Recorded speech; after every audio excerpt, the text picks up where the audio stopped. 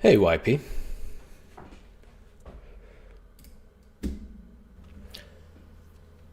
Hey, YP.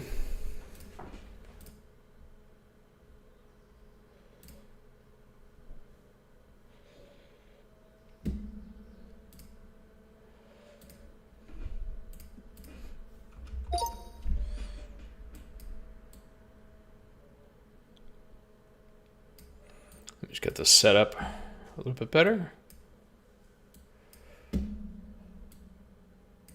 That's better.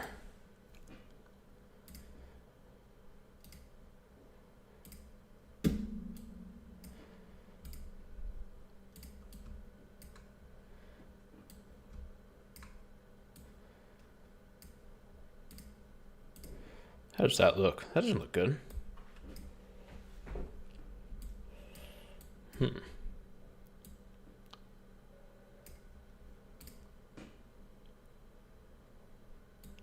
Hey, James. Going good. Haven't streamed a little bit, so kind of felt like doing that.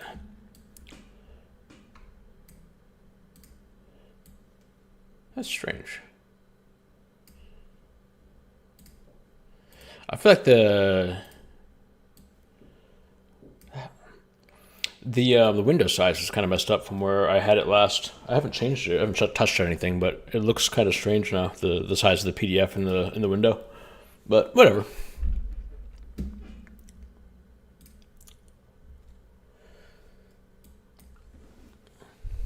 Ooh. Yeah. So before. Okay. First of all, first thing I got to say about this case is that this guy's name is pronounced Ovalle. I checked. No, it doesn't look like that. Yeah, I've been doing a lot of work on a case that, not a Fulton case, but a Georgia case actually. But yeah, I've written a lot in the last couple of weeks, last month or so. So yeah, it's going well.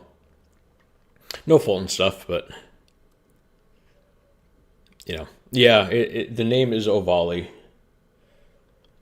I'm 100% sure. And I just know, like, someone's going to watch this, and in the comments later, they're going to call me an idiot because it's not Ovalle or something like that. But that's the price you pay, I guess. This case is actually the one that kind of got me interested in the case we're going to be looking at today. It All Can't Be a Flaming Disaster. Yeah, this new case I'm working on, I'm really excited about. I got a really good lawyer to work with me from Georgia. I think it's the worst case I've ever worked on. I think it's, like, as bad as the Moontung stuff is, this one takes the cake. It's like, it's so unjust, but it's also so stupid that I almost resent having to work on it. Like, this should have been an email 20 years ago. And we could have gotten this squared away with an email 20 years ago, but here we are. Oh, man. Anyway, so this is the case that it'll be discussed a lot. It always can get worse, true. This case will be discussed a lot in the case we're looking at today. This is a 2025 case. Basically the same fact pattern. I'll just summarize it for you. This case it turned on venue rather than the drug thing. But basically what happened is really simple fact pattern. Guy sells some drugs to another guy. The other guy takes the drugs and passes away. So, tragic facts, but relatively simple facts. And the state charges felony murder, saying that the consumer of the drugs died in the commission of the felony, essentially. And that is difficult because the felony is really over as soon as the transaction is done with, right? I mean, that's what selling drugs is. You sell the drugs, and then that's the crime. There's nothing else to do. Yeah. So there was a concurrence written by Charlie Bethel, who is up for election right now. And here we go. I'm not going to read the whole thing, but he based this concurrence is discussed a lot in the case we're about to look at. I concur with the judgment of the court vacating and remanding. Oh, actually, funny story. I first found this case because of the Christopher Wolfenbarger case. I was researching venue, and this case ended up being decided on the basis of venue. But that's how I came to be aware of this one. But anyway, presiding justice, Justice Warren, has laid out a persuasive argument of concurrence for how we might sort out venue in case based on the theory advanced by the state here. But candidly, I do not know how this theory of felony murder can fit into our felony murder and venue jurisprudence as it currently exists. Skip ahead a little bit. Second, I note the state's theory of felony murder places on determining venue under our existing statutory scheme. See, the interplay of the felony murder statute and the venue statute is not clearly delineated in our code. Thus raises an inherent challenge in resolving the venue issue. Essentially, here's the analysis. Georgia law provides that a person commits felony murder when in the commission of a felony he or she causes the death of another human being, irrespective of malice. To obtain a conviction on a felony murder charge, the state must establish 3 related prerequisites. The predicate felony was one from which it was reasonably foreseeable that the death could result. Oh, hey, Mathis. What's up? That is, it's an inherently dangerous felony.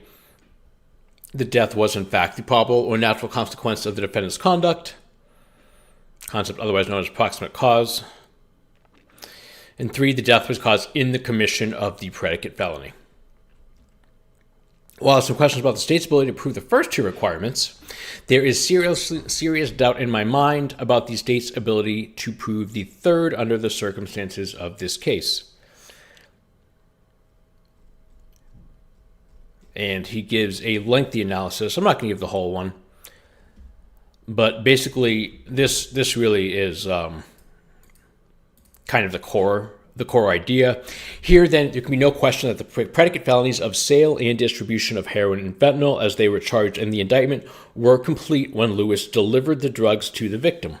See Trammell v. State, a sale of drugs is complete when the seller delivers the drugs to the buyer. From the limited appellate record, it appears that discussing venue again.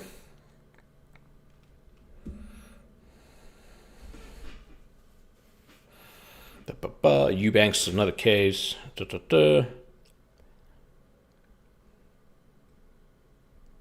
Of course, following a full presentation of the evidence against Lewis, it may be crystal clear that the victim's deaths occurred in the commission of the sale and distribution of heroin and fentanyl, but on the limited record before us, color me skeptical. So that's basically the idea underlying Bethel's concurrence in this case. So I just wanted to do that first to contextualize this case that we're going to be looking at today. It doesn't play such a big role. Again, State of Georgia versus Erik Ovalle. Because the state is the appellant, that indicates that they lost below. Ovalle won a motion for new trial. So the state is actually the party appealing here. Skip jurisdiction. A little history here. Okay, this is a pet peeve of mine. I haven't even started reading it yet. When you use a defined term and then you don't use it at all in the rest of the brief, I can't stand that. I got yelled at for doing that so many times when I was a baby lawyer. It's just, I can't not see it now. And if you use a defined term, you're supposed to use the defined term. But anyway, Ovalle was charged by a special presentment of the Bartow, I don't know what that is, county grand jury with felony murder and distribution of fentanyl. Ovalle's tried for a Bartow County jury, February 14th through 17th, 23, convicted of felony murder, predicated upon the felony of violation of the Georgia Controlled Substances Act. March 27th, he was sentenced to life in prison on count 1, followed by life on parole. Count 2 merged into count 1. Ovalle filed a motion for new trial on March 27th and an amended motion on August 1st, 2025. A hearing on the motion for new trial was held on August 5th. That's fast. Damn. He filed the amended motion on August 1st, and then they got the hearing on August 5th. Good work, Judge. For which both the state and Ovalle filed supplemental briefs. Hey, Factual Lie. Yeah, it's all good. I know there's a lot of stuff going on. I think Kat's doing the, what's it called? The Julio Fulio stuff. So yeah, totally good. I might actually rewatch some of that Fulio stuff. It sounds interesting. Okay. The trial court issued a written ruling on September 4th, 25, pretty quick too, and the state requested clarification, which the trial court granted. The trial court then issued an amended order on September 15th. This appeal is from the trial court's order and amended order granting the motion for new trial.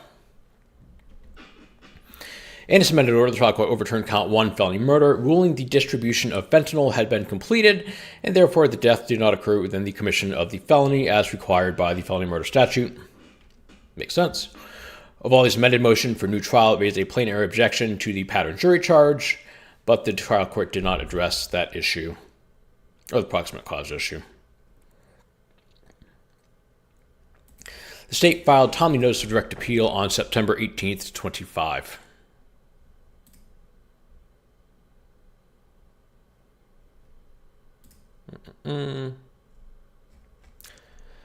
Okay. Statement of facts. Adairsville, police were called to the residence of 35 Woodland Bridge Drive in Bartow the morning of June 25th, 21, in response to the fatal overdose of Gabriel Martin Nicholson. Chris Corbin, Nicholson's stepfather, discovered Nicholson self-vent quickly. I didn't say that, but that does seem to be the law. Chris Corbin, Nicholson's stepfather, discovered Nicholson had died in bed, still wearing his work clothing. The night prior, Corbin picked up Nicholson from the Adairsville McDonald's where Nicholson worked. Testimony showed Nicholson had been at work on the 24th and took a scheduled break. Video surveillance of a trial showed a hand-to-hand illegal drug transaction in the McDonald's parking lot during Nicholson's 30-minute break. Specifically, Ovalle's black Isuzu Rodeo arrived at McDonald's shortly into Nicholson's break. Ovalle's vehicle ran out of gas in the parking lot, and Nicholson is depicted walking to a nearby gas station where he withdrew $16 and purchased gas for Ovalle. Nicholson then returned to the McDonald's parking lot, filled up Ovalle's vehicle with gas, and Ovalle gave Nicholson fentanyl. Nicholson then spent time in a co-worker's truck before going back to work. When Nick was concerned after his break, he could not perform even remedial tasks. Is that what remedial means?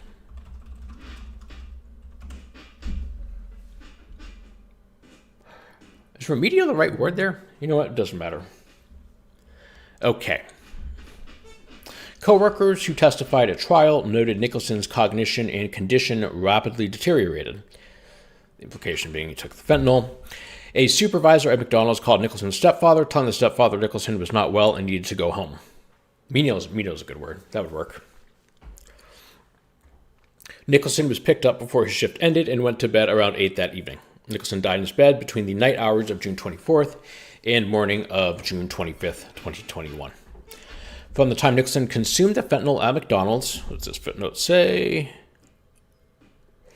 Evidence suggests Nicholson consumed it in powder form. That makes sense. The time he consumed the fentanyl to the time he was brought home, the fentanyl progressively shut down receptors in Nicholson's brain, which affected his ability to breathe. Nicholson's toxicology report indicated a lethal level of fentanyl, 16 micrograms per milliliter in his blood. No presence of heroin. Both expert witnesses for the state identified multiple substances in Nicholson's blood, but affirmed the sole cause of death was fentanyl because of the independent lethality of fentanyl. The jury also heard about the exceptional effects of fentanyl on the human body. Experts testified that fentanyl is 50 times more potent than heroin and 100 times more potent than morphine. Expert testimony established fentanyl use in any manner that is outside supervised medical settings is dangerous. Fair enough. After speaking with witnesses at McDonald's, law enforcement engaged Kyle Miller and, YP. Did the coworker he sat in the truck with do the same drugs? I don't know, actually. Rudimentary, that makes sense. I think they did. I don't think it was discussed, though. I'm pretty sure I know who it was. Let me see. Speaking of the witness at McDonald's, law enforcement engaged Miller and Scott Boucher to assist in identifying Ovalle and to locate Ovalle's vehicle. Law enforcement obtained Ovalle's vehicle tag at an apartment complex and used social media to identify Ovalle. Cal Miller informed law enforcement that Nicholson had access to Miller's phone and had used it to communicate because Nicholson did not have a phone. Miller testified he recognized Ovalle's vehicle. On June 27th, days after Nicholson's death, Ovalle sent text messages to Miller's phone thinking he was communicating with Nicholson. In those messages, Ovalle said he had a new product for Nicholson. Good Brown is in. Wanted to let you know in case wanted, and everyone is loving it. Brown is slang for heroin.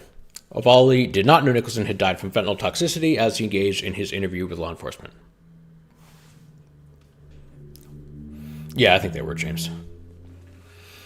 Miller agreed to continue engaging Ovalle via text messages by posing as Nicholson. With Miller's help, police coordinated a buy bust with Ovalle on July 2nd. Law enforcement officers stopped Ovalle in nearby Calhoun, finding Ovalle in possession of powdered fentanyl with no heroin present. The quantity of fentanyl in Ovalle's possession was consistent with the amount he agreed to sell to Nicholson, to the person he believed to be Nicholson. In July 2 messages, Ovalle indicated that good is in, and this stuff is better than the other LOL. Moreover, Ovalle referenced the June 24th transaction in negotiating a price for the product he thought he was selling to Nicholson. Ovalle wrote, just give me $130 and use the $20 for gas. You helped me the other day. Law enforcement officers secured a search warrant for the cell phone recovered from the traffic stop and learned from Ovalle's device that Nicholson and Ovalle had prior communication in text between June 19th and 24th. How do we know if the coworker prepped the drugs which caused the death? I don't think we do. We don't know how the drugs were taken or even when, I think. Let me see. June 19 text message between Nicholson and Ovalle suggests a prior purchase of what Nicholson thought was heroin, with Nicholson expressing dissatisfaction because product gave him a headache. This is the dude from last night. I did all of that Boyd and felt nothing but a huge headache, bro. That's a problem. Boyd is slang for heroin. After being confronted about his product inferiority, Ovalle made threats to Nicholson. I will say that I think this is irrelevant, and I think that this might work on a jury, but probably not so much in appellate court. This sounds like he's threatening to kill him with a gun. Ovalle made threats to Nicholson and never threatened someone by saying you know where they live. It'll get you killed legally if you their house and don't know why you got headache. Now look, I don't know what that means, but I know what he means by it. And Nicholson did not intentionally, Ovalle did not intentionally kill Nicholson. I don't think there's any dispute about that. Yeah, this would definitely be prejudicial if it went in front of a jury. Oh wait, it's in the trial transcript, so I guess it probably did. But yeah, that should not have gone before the jury. In my mind. I will say that this is a legally specious description of the Castle Doctrine. Maybe the court will take interest in his passion for clean product.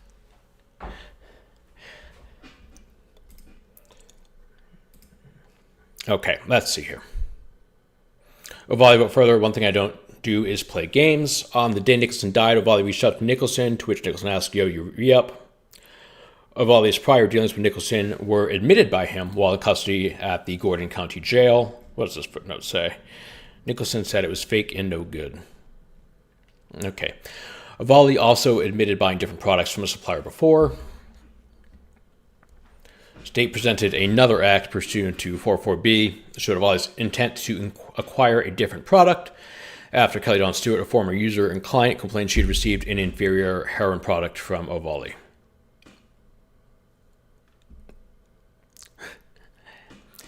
As in the case of Barr, Ovalle responded to Stewart's complaint by getting a better drug. Nicholson was a particularly vulnerable victim. Nicholson was only 16 years old. He was adopted and struggled with that reality. I don't really know what that has to do with anything, but sure. Nicholson had mental health issues. He had medications for ADHD and depression. Nicholson went to counseling. He would routinely fake taking his mental health prescriptions. Some medications were discovered hidden in Nicholson's room after his death.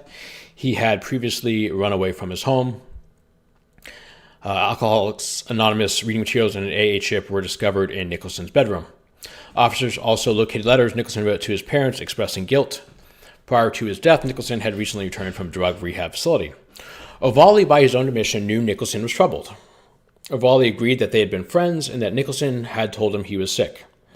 Ovalle admitted Nicholson was too young and that Nicholson reminded Ovalle of his own son. Ovalle warned Nicholson that taking drugs would put him in bad shape.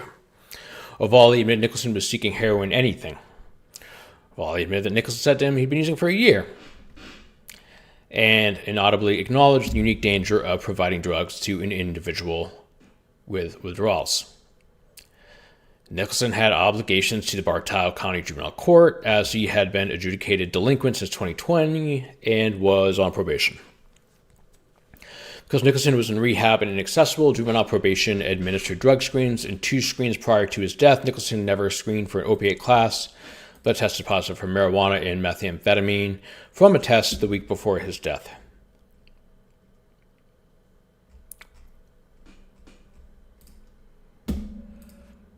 Let's see. Okay, here we go. The trial court incorrectly reversed count 1 as a matter of law, as the death occurred within the commission of the felony. The evidence at trial showed that Nicholson consumed fentanyl while in the commission of the felony of distribution of fentanyl. The evidence showed that Nicholson consumed fentanyl while in the commission of the felony of distribution of fentanyl. I don't think that's what they meant to say. I think they meant to say the evidence at trial showed that Nicholson consumed fentanyl while Ovalle was in the commission of the felony of distribution of fentanyl. That's kind of backwards. As the evidence at trial showed, the injury to Nicholson began less than 30 minutes after Ovalle sold fentanyl to Nicholson. Okay, but that's still after. In any event. The in commission of felony murder is satisfied so long as it is within the res gestae of the felony. I still don't even know what that means. Even if the felony is technically completed. A person commits the offense of murder when in the commission of a felony, he or she causes the death of another human being irrespective of malice. That's the felony murder rule.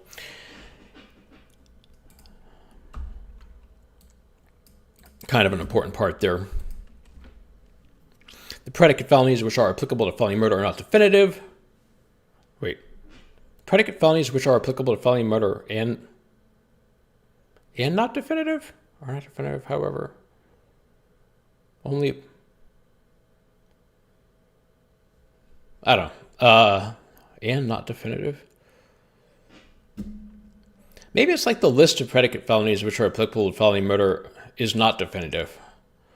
However, only applicable if the felony is per se dangerous. Whatever. The underlying felony cannot serve as a predicate if it is not inherently dangerous.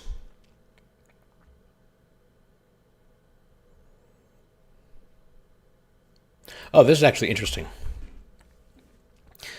While no precedent exists for the distribution of narcotics to be dangerous per se under 16-1330, certain controlled substances which can be charged under this statute are certainly dangerous. This isn't going to be disputed, but this is what I want to say. The legislative branch has taken explicit action in recognizing the dangerous nature of fentanyl. Enacted in 16.5.3.1 created aggravated involuntary manslaughter, which is specific to Schedule 1 and Schedule 2 of fentanyl. In the 25 legislation enacted May 25th, 25, the Fentanyl Eradication and Removal Act, which enhanced 16.13.31 fentanyl trafficking provisions and tightened sentencing discretion from Superior Court judges regarding mandatory minimums. So the legislature has taken steps to address the issue. You can just say the state's brief is S.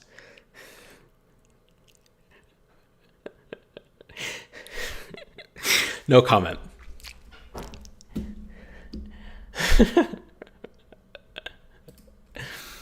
Oh, man. Yeah, I mean, it's if I could read it and tell what they were saying, I might know whether it's S or not. Where was I?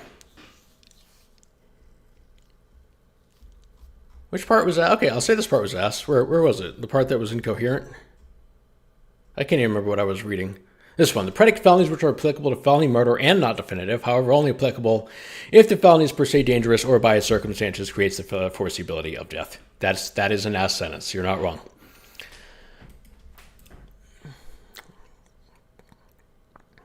Not sure if I'm going to out Stuart Bratcher here, but Let me see here.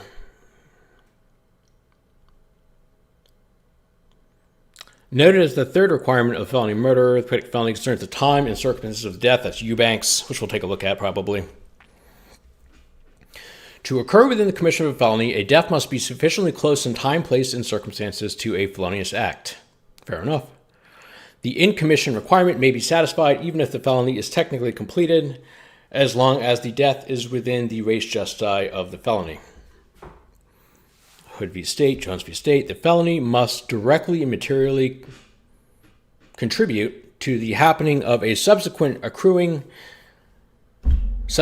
accruing immediate cause of death.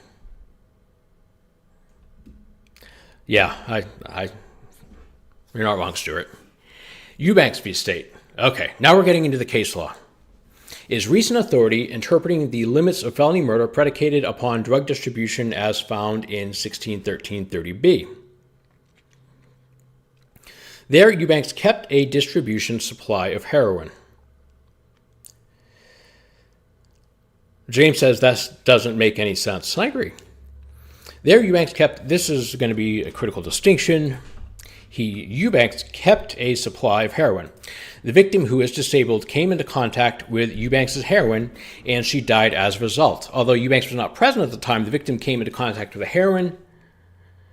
The facts and circumstances showed the heroin was spilled in a common area where a prior heroin sale had occurred.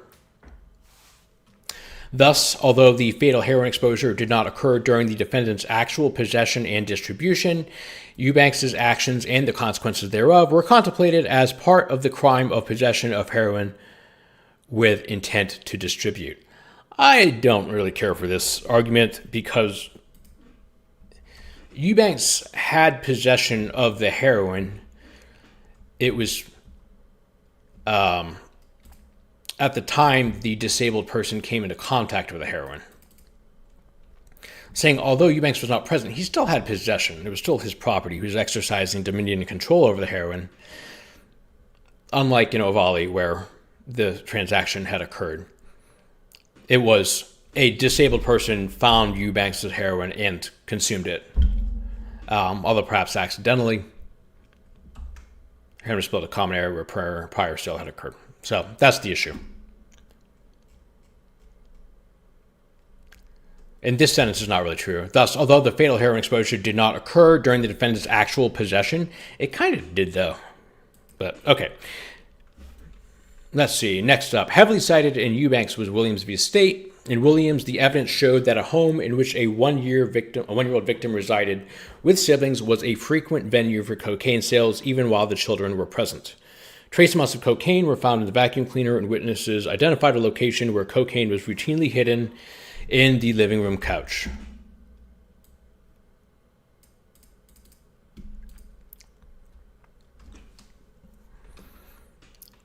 So the kids are actually around cocaine that belongs to, I assume, the parents? With the siblings. So, however, during the testimony regarding similar transactions, including previous sales, no evidence was present that appellant was inside the house when the drug transactions with Ms. Wheeler, I don't know who these people are, or any other drug transaction took place on the evening in question, or when the child ingested the What is this sentence?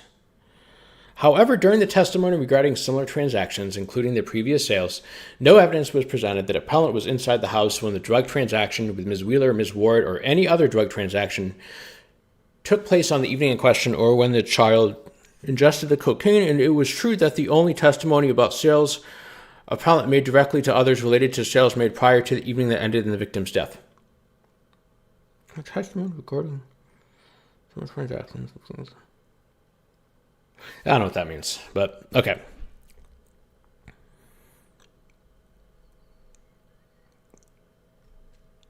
The defendant's act of being outside as lookout, in addition to the similar transaction evidence, provided the factual basis for the jury to conclude, at a minimum, Williams acted as a party to the crime. But that doesn't work either. If he's a part of the crime of possession. They're saying it's a different sale, he wasn't. Yeah, that's true. So even though appellant wasn't inside the house when the drug transactions occurred, he was a party to the crime, which means he was effectively inside the house. because he was a part of the crime.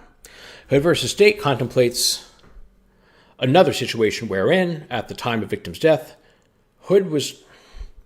Okay, this is not how it's supposed to go. If you're going to say another situation, you need to say defendant, not the actual person. Hood was not in actual possession of the contraband. This case is interesting. For the predicate felony for which he was charged, Hood sold cocaine in his hotel room. Also, I want to emphasize here that they're saying that even though they didn't have an actual possession, yeah, that's true. Yeah, exactly. James is right. They're saying that even though they didn't have an actual possession or even constructive possession, they had it in circumstance. Yeah, basically. But I think that's the issue with this case. Like, the defendant here definitely didn't have possession of it, so it's just kind of irrelevant. Hood was not in actual possession of the contraband. Hood sold cocaine in his hotel room. The victim arrived to trade food stamps for cocaine, and while waiting for Hood to wake up to complete the sale, the victim took cocaine from a table, walked to the bathroom, and placed the cocaine in his rectum. Rectum damn near killed him. Realizing the drugs were missing, Hood pulled out a firearm and prevented the people in the room from leaving. After Hood handed the firearm to a man named Slim, the victim lunged at the firearm and was shot twice during the struggle. The Hood court found that the death need not occur at the exact time of the felony to support felony murder, but rather the facts made it evident that Hood's actions toward the victim showed his intent to continue the felony. That's critical. That's a critical distinction from our case. Intent to continue the felony of possession of cocaine with intent to distribute. The fatal shooting occurred because Hood possessed crack cocaine. Wait, what? This directly contributes what they just said. The fatal shooting occurred because Hood possessed crack cocaine. Did they just say? Am I crazy? Didn't they just contradict that? Hood sold cocaine.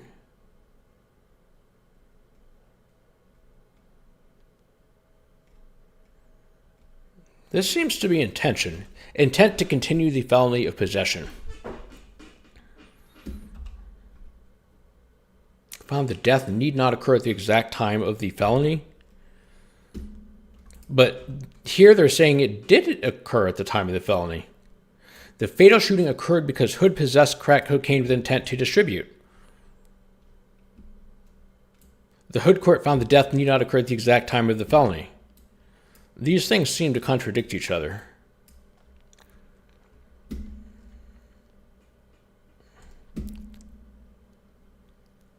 Yeah.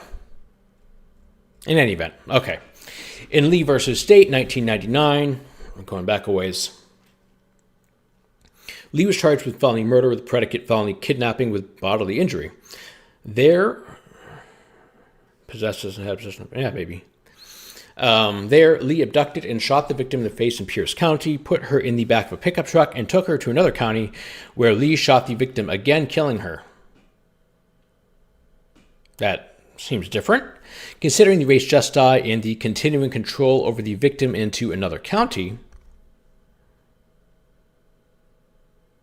the inception of the felony in another county was nonetheless sufficient to support a felony murder conviction.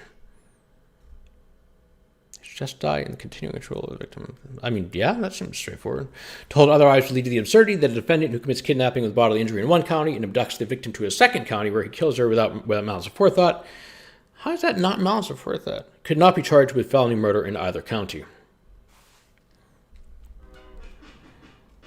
I don't understand what this has to do with anything.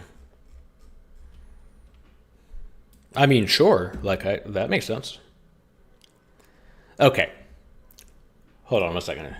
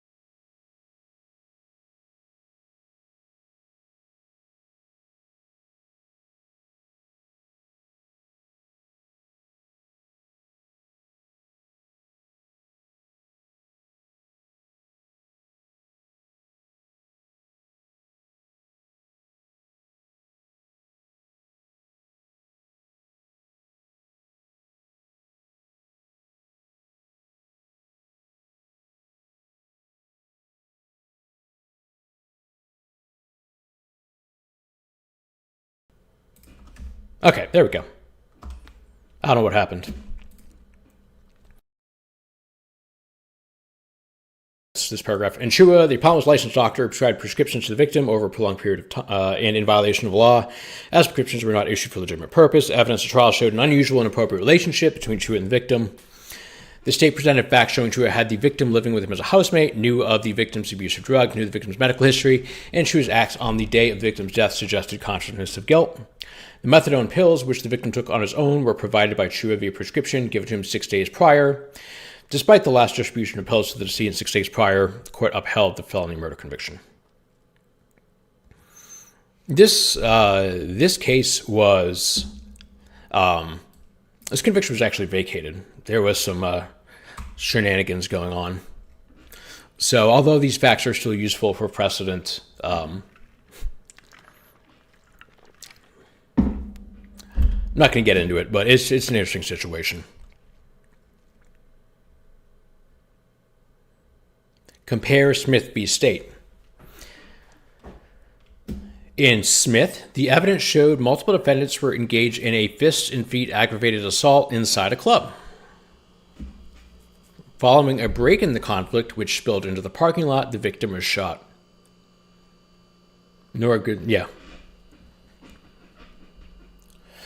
Yeah, the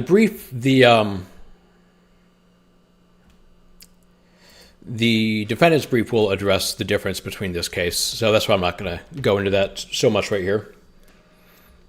But there's some critical differences. Although it's probably the closest case, the closest case factually to the case at hand, just because it's kind of this ongoing relationship, and the drugs were provided, prior to the consumption. But there are some critical differences. This is also a pretty common fact pattern. You see this a lot. I think there's actually a YSL incident that kind of followed this fact pattern. I actually know there was at least one. At least two, actually.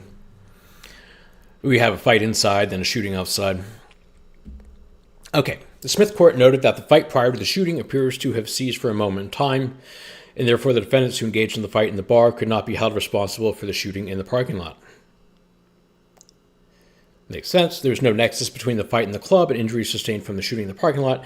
Thus, the aggravated assault in the club could not support the shooting death in the parking lot. That seems bad for the state here. I'm not sure why they raised this.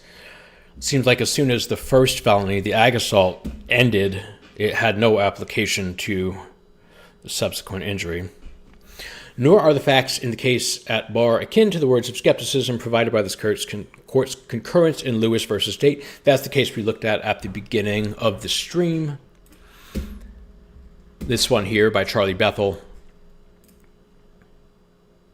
Lewis involved a felony murder charge based on the sale of heroin and fentanyl. That seems to be exactly the same. So I probably wouldn't write these sentences consecutively, because this is exactly, well, I guess this one is just fentanyl. And anyway, Lewis is distinguishable because the issue before the court was venue. Yes, that's why it was a concurrence. The victims purchased the drugs in DeKalb County and then drove to Gwinnett County and consumed the drugs. The felony sale was remote as compared with the case at bar in both time and geographic distance. But remember, we looked at what Bethel said. He quoted Trammell up here. This part right here, a sale of drugs is complete when the seller delivers the drugs to the buyer. So the concurrence really did address that, and said the second it's done, it's done. But okay, the felony sale was remote as compared with the case at bar in both time and geographic distance. Not clear why that's relevant. The victims consumed the drugs hours after the sale and drove from one county to another. The Lewis court found the seller facilitated the victims' access to heroin and fentanyl that later killed them. That's exactly what happened in this case. That's not even disputed, because he died like 10 hours after the sale? So it definitely later killed him. That seems to be directly on point. While non-binding on the court, it's important to note our sister Virginia's analysis, usually you'd say sister state or something, I don't know. Sister Virginia's analysis in Woodard versus Commonwealth. Similar to Georgia's felony murder statute, for a felonious act to constitute felony murder, the resulting death must occur while in the prosecution of the underlying offense, or res gestae. Furthermore, the death must be so closely related to the felony in time, place, and causal connection as to make it part of the same criminal enterprise. In Woodard, the felony murder charge was predicated on a singular sale of ecstasy. Okay. The Virginia Appellate Court noted the sale occurred at 7 p.m. Following the sale, the victim traveled from the sale location to a gas station to buy cigarettes, then drove to an apartment where the victim ingested the ecstasy. According to the trial record, approximately 2.5 hours elapsed between the sale and consumption of ecstasy. The Virginia Appellate Court found the underlying felony, the sale, was complete at the time and place of the sale and could not therefore support. Why would you bring up this case? This is such an own goal. Like, it's not even from Virginia. Like, this isn't a Virginia, this is a Georgia case. Why are you bringing up an out-of-state case that's directly on point, that is terrible for you? The Virginia Appellate Court found the felony murder, the sale, was complete at the time and place of the sale. So why are you bringing this case up? I don't know. Maybe it was brought up below, and I just don't know that. But this seems like a terrible choice. Well, how did Stewart put it? Let me see. You can just say the state's brief is S. Yeah, this is just bad. I don't know what the idea even is here. Like, why would you don't even have to address this. And if the court found that the underlying felony was complete at the time and place of the sale, the passage of 2.5 hours isn't relevant, because it could have been 2.5 minutes, 2.5 days, because the sale was complete at the time and place of the sale. Okay. The facts in the instant case are distinguishable from Lewis and Woodard. Despite the trial court's order and amended order, which erroneously assert Nicholson adjusted the fentanyl hours after the sale, the record does not support that conclusion. The distinction is important for this honorable court's analysis. Nicholson ingested fentanyl rapidly after the sale. I don't think that's what they meant. I meant shortly after the sale. I don't think he rapidly ingested fentanyl, although maybe he did. And the drug's effects were apparent to others working with him at the Adairsville McDonald's. Nicholson did not travel to another location to ingest the fentanyl, but stayed at the McDonald's. Okay. The foreseeable harm was inflicted closely in time, place, and circumstance of the felony sale of fentanyl.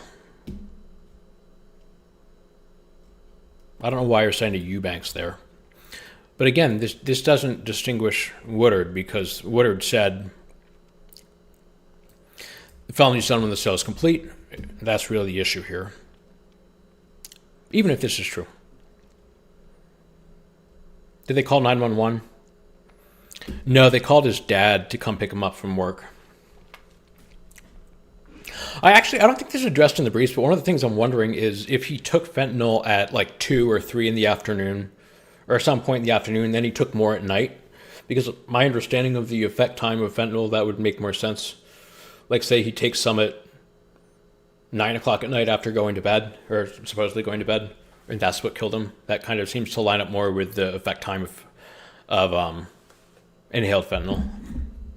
But I'm not an expert in that. And I haven't seen the trial court record. Moreover, felony murder is supported by sufficient evidence, as Gabriel Nicholson's death occurred within the commission of the sale of fentanyl, an inherently dangerous felonious act. I just don't. This seems directly contradicted by Trammell. Fentanyl, by its very nature, is dangerous to human life. In that connection, it is foreseeable that the sale or distribution of fentanyl outside the regulated context is likely to result in death. Here, Nicholson's death is the direct result of his purchase and ingestion within a 30-minute window. The sale and ingestion occurred at the Adairsville McDonald's, and the effects of the ingestion were very close in time from the sale. I mean, kinda. He died wasn't the sale at 2 or 3 in the afternoon?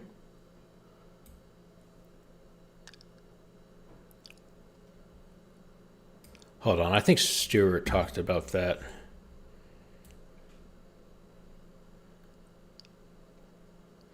Sorry, I just have to go to the appellee's brief to get the actual facts. Yeah, so he was working a 2 to 10 shift. The sale took place around 5 p.m. And then the death was at least 3 or 4 hours later. So, yeah, I don't really know about their timeline. Ooh, lost my spot. Where are we at?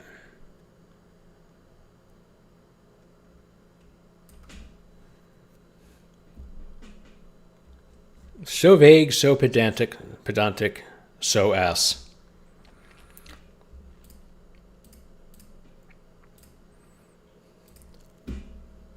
Correct. Okay, here we are. The sale and ingestion, the effects of ingestion were very close in time from the sale. Again, I think that's arguable.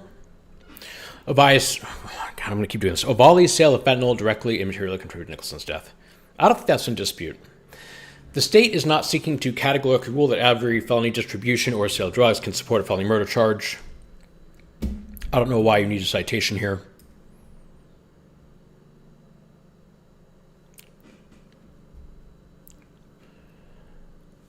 You don't need a citation for what you're intending to do. You can just say it.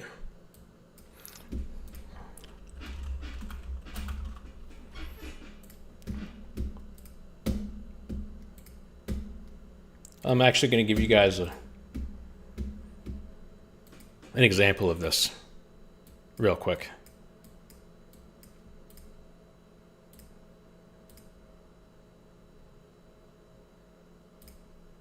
This is how this works.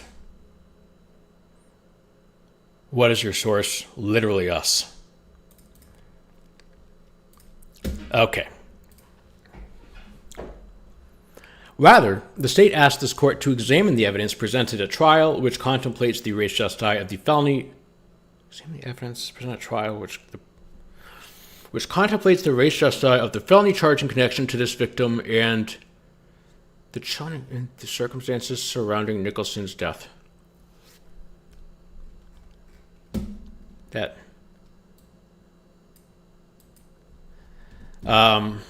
Examine the evidence presented at trial, which contemplates the res justi of the felony charge in connection to this victim and to the facts and circumstances. Okay.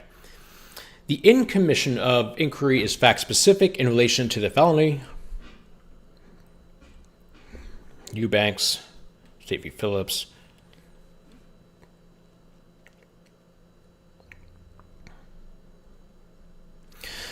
This court's precedent considers both actions before and after the felony relevant for purposes of the res justi of the felony.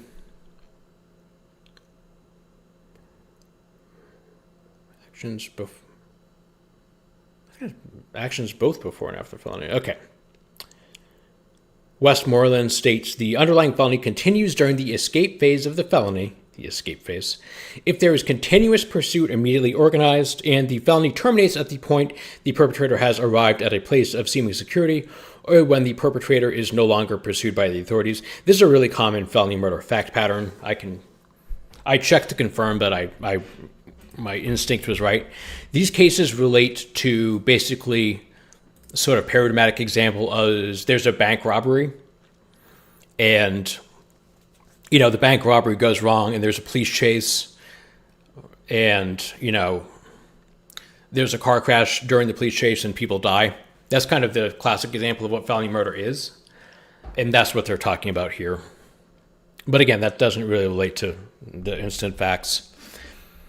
And the other part is this here. The felony terminates at the point the perpetrator has arrived at a place of seeming security. And again, that seems to cut against them because, in these cases, there's something that specifically continues the felony, which is the chase. And there's nothing here that really does that work. Okay, res justi may also incorporate the foreseeable actions of the victim in response to the felony charged. Impulsive attempts to escape violent felonies are contemplated within the res justi. In Sinkfield, the court held the felony murder was proper, where the jury could have determined that either Sinkfield pushed the victim out of a vehicle or the victim jumped out because of the threat of being robbed. That's kind of similar to what I was talking about before. If you steal somebody, if you carjack somebody and push them out or they fall out, that makes sense.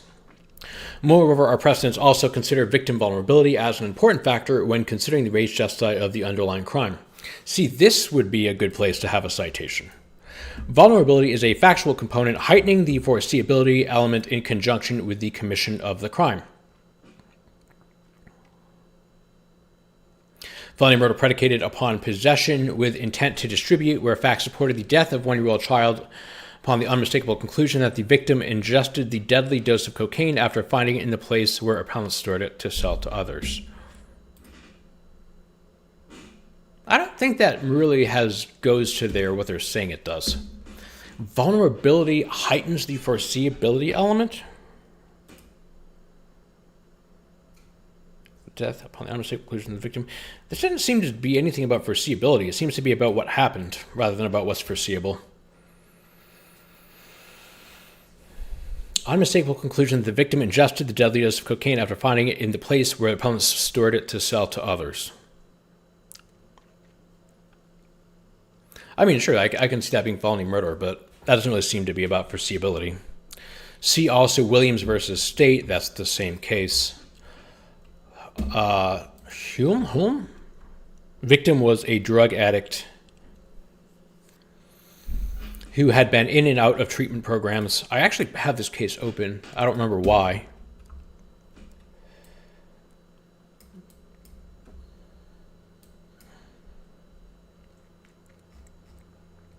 Oh, I remember this one. I remember why I wanted to show this case. This is actually a good example of how I think distribution could be felony murder.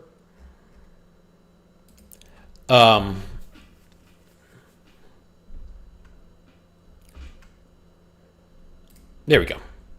In this case, the defendant was actually administering the drugs to the victim. So in that case, the distribution, I think it was, what was it? Methadone? Yeah. The defendant was distributing the methadone in the form of actually themselves administering it to the victim. So I think vulnerability would be more relevant in that context where somebody's actually themselves administering the drug. I think that's a pretty obvious distinction.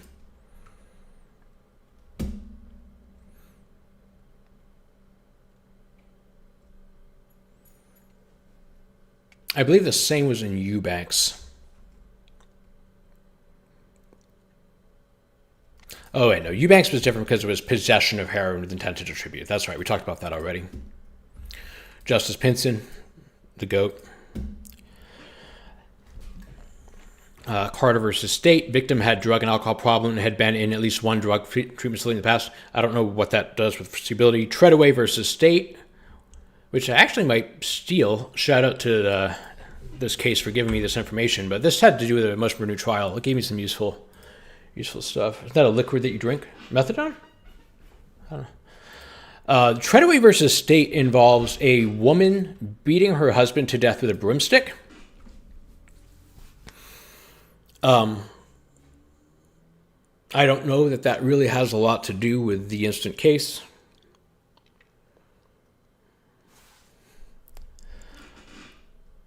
But okay, under our law, children are vulnerable and uniquely situated.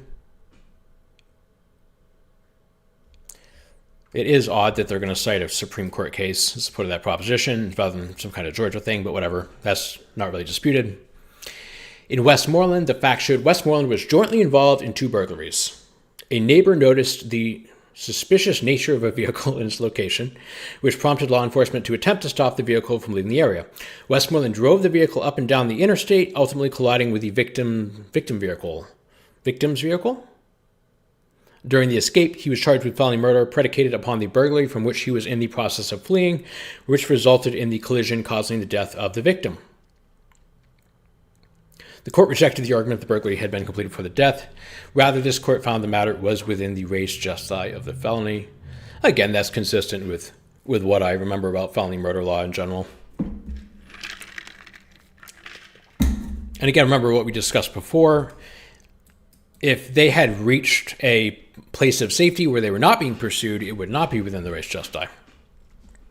In Funk was charged with felony murder predicated upon criminal attempt to possess cocaine. Felony murder, criminal attempt to possess cocaine. Attempt to possess? Okay. Funk and a co-defendant devised a plan to borrow a vehicle to find drug dealers to buy drugs and then flee without paying for the drugs.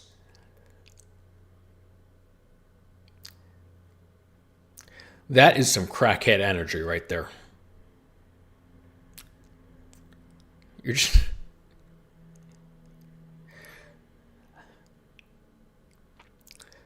That only a crackhead comes up with that idea. The plan did not involve what traditionally makes drug transactions dangerous, i.e. weapons. The reaction of the victim was to jump on the motor vehicle as Funk was attempting to flee, which resulted in the victim being run over. Ultimately, the foreseeable risk of the felony attempt to possess cocaine remained rooted in the fact that drug transactions may go awry, for they are inherently dangerous. I mean, yeah, but like running somebody over with your car because you're trying to rob them. Drugs make people very... That's true. And Liebes versus... I actually read this case when I was preparing for my YSL stuff, because it was a possession of firearm by convicted felon case, which came up a lot during the YSL case. It was a really tragic set of circumstances in this case. But yeah, I remember this one. A police officer was slain by Liebes' husband. The couple were charged with felony murder predicated upon their joint possession of firearms. Joint possession of firearms as convicted felons. The fact showed Liebes was a party to that crime. Liebes and her husband actively and continuously avoided law enforcement while in possession of multiple firearms over 8 days. However, the firearm used to do the killing was in the immediate possession of Liebes' husband as they were in the process of leaving the hotel room, and evidence established joint constructive possession of the firearm for the felony murder charge. Basically what happened is the husband and the wife are hiding out in the hotel room. I think it was a motel. They find out the police are coming. The husband runs away with a gun. The wife just ran away in general. The husband ends up killing the cop. But because they were initially possessing the firearms jointly, she was charged with felony murder.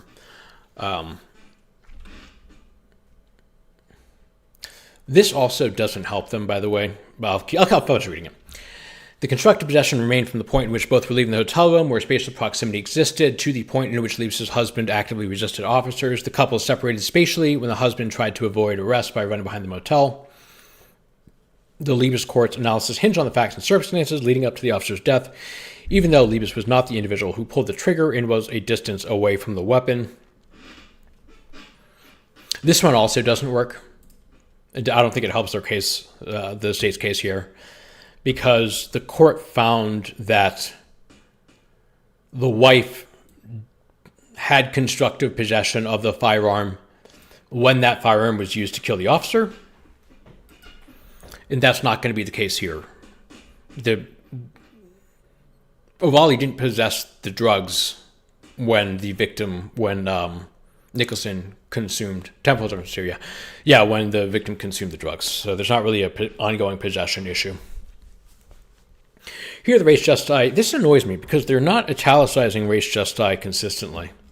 This is also something that would get me yelled at. Unless I'm wrong. Am I wrong? That would be embarrassing.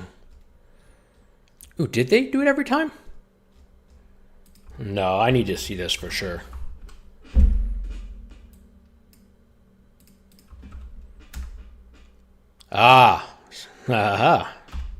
Here we go. I wasn't wrong. I was about to be really embarrassed for a second there.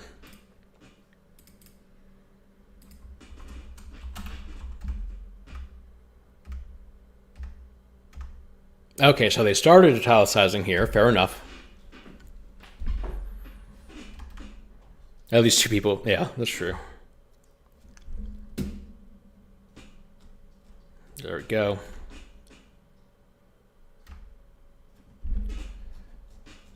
We're not really close to the end, are we? That's crazy. Okay. Here are the res gestae of felony of distribution of fentanyl contemplated more than a single transaction. Compare Woodard, which was one transaction. Essential to the crime of distribution of controlled substances, Ovalle had a purpose to distribute a stronger and more addictive drug to keep a customer. Sure, but that's not really ongoing. Okay, let's head to Collier here, citing a Michigan case from 1979. Appellant was in the escape phase of the crime, which is essential to the execution of armed robbery as the theft itself, because the purpose of armed robbery is to get away with the contraband. I don't really understand that one. I mean, sure, but okay. Fentanyl is a stronger product than heroin, and the dealer controls the supply in the black market. The context of parties' text messages suggested Ovalle was actively remedying a product in which was at one point unsatisfactory. The injury took place within minutes of distribution, not hours. Ovalle admitted he knew his actions would be harmful to Nicholson. Nicholson was a 16-year-old child who had been adjudicated delinquent, suffered from addiction, had just returned from drug rehab, and had mental health issues. Again, that doesn't really seem like, yeah, this is all bad. Like, you can want to condemn Ovalle for doing this stuff. I get it. But this doesn't really speak to the continuing nature of the felony. This sounds like he did a really bad thing. But he did a really bad thing and then the felony was done. That seems more like the interpretation. Evidence was that he was aware of victims' drug problems and potential for addiction, and that he nonetheless provided him with drugs dangerous to such a person.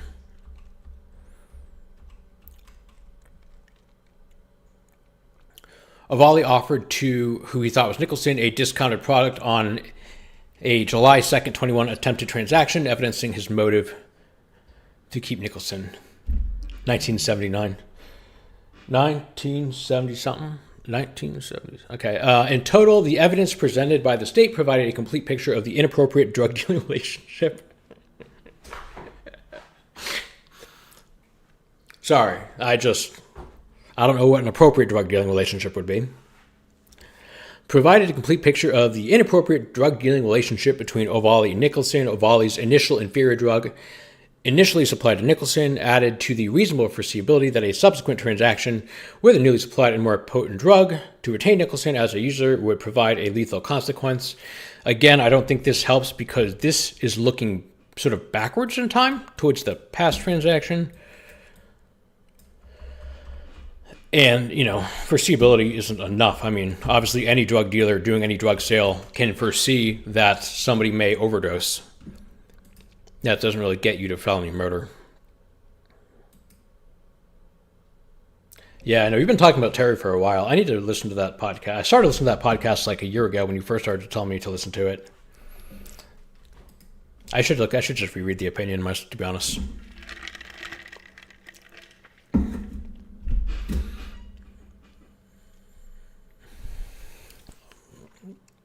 Nicholson was a vulnerable child. Ovalle knew what he was doing would be harmful. The facts and circumstances showed the jury why the res gestae of the underlying felonious act was the foreseeable and proximate cause of the victim's death, which legally support the jury's conviction. That's not really relevant here. I need to know if he did it himself. Yeah. Wait, what do you mean by that? Like whether the victim did the drugs himself? Wherefore, for all the above and foregoing reasons, appellant prays that this court reverse the trial court's order and reinstate Appley's felony murder conviction, considering the facts.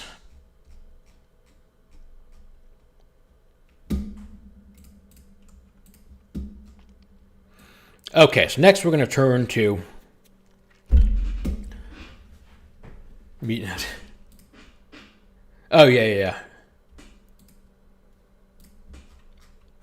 So, the brief authored by Stuart D. Bratcher, attorney for Appellee from Rome, Georgia, the only Rome that there is. I haven't really covered him on this channel before. well-regarded lawyer. He was on Stop Cop City. I was going to cover one of his things on that case, but then Don Samuel took that case out behind the woodshed.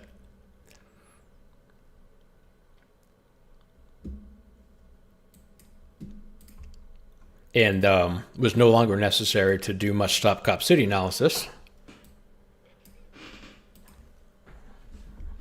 The appeal in that case did just get taken up by the Court of Appeal, so maybe we'll have some more Stop Cop City content in the future. And I know there's I think DeKalb County case, or Cobb County case, related to that as well.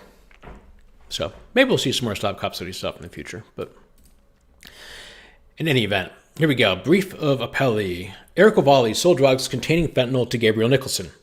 So that's not a dispute. After Mr. Ovalle left the scene of the drug transaction, Mr. Nicholson voluntarily ingested the drugs and sadly was found dead of a fentanyl overdose the following morning. The state indicted and a jury convicted Mr. Ovalle of not only distribution of fentanyl in violation of the GCSA, but also of felony murder predicated on the distribution offense. Mr. Ovalle was sentenced to life in prison and filed a motion for a new trial.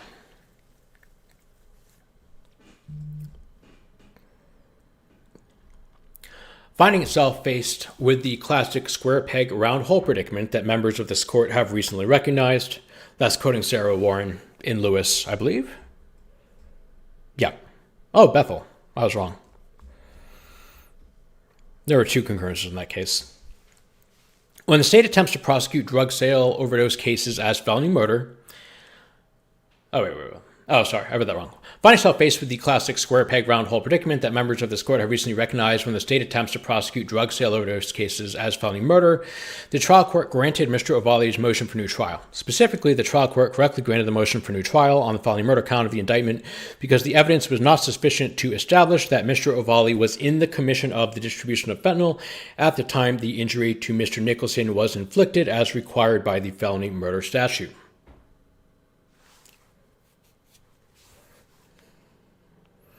Making it like he consciously chose to sell fentanyl.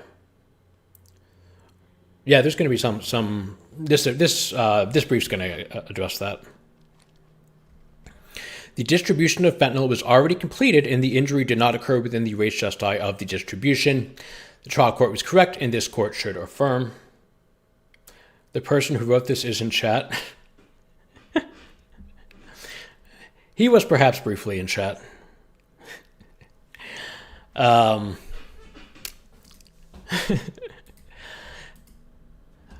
believe he stated his feelings as to the nature of the inequality of the state's brief. On December 13th, 2021. Hey, I know people. I got connections. On December 13th, 2021, Mr. Ovalle was charged with felony murder and distribution of fentanyl. He was convicted by a jury following a trial occurring February 14th to the 17th. He was sentenced to life in prison on March 27th, 2023, and was still represented by trial counsel during the sentencing hearing. Immediately after the signing of the sentence, appellate counsel filed a motion for new trial. The amended motion for new trial was filed on August 1st. The amended motion for new trial raised three issues. This is stuff that really should have been covered in the appellant's brief, but it really wasn't. First issue, felony murder conviction must be reversed because the defendant was not in the commission of the underlying felony at the time the injury to Mr. Nicholson was inflicted. 2, that the court committed plain error in its instructions to the jury. And 3, that Mr. Ovalle's sale of fentanyl was not the proximate cause of Mr. Nicholson's death. The trial court accepted briefing by the parties and held a hearing on the amended motion for a new trial on August 5th. The court granted Mr. Ovalle's motion on the in commission of issue via written order on September 4th and clarified that order 2 weeks later.